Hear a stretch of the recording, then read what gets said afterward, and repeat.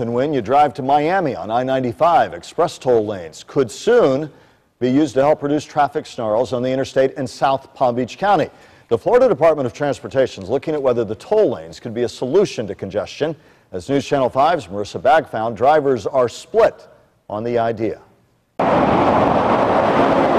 The landscape of Interstate 95 through Boca Raton could look completely different in a few years. The Florida Department of Transportation is looking into whether toll express lanes could keep traffic running this smoothly more often.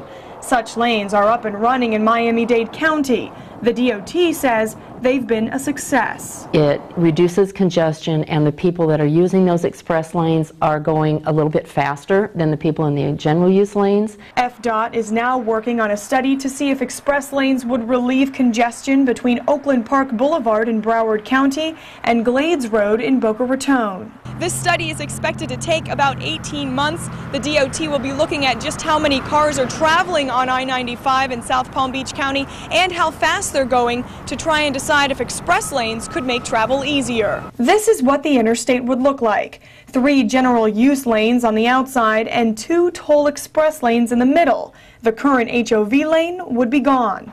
The lanes would cost anywhere from 25 cents to $1 per mile to use. They're really there for the long distance motorist, somebody that's going more than 1 or 2 exits.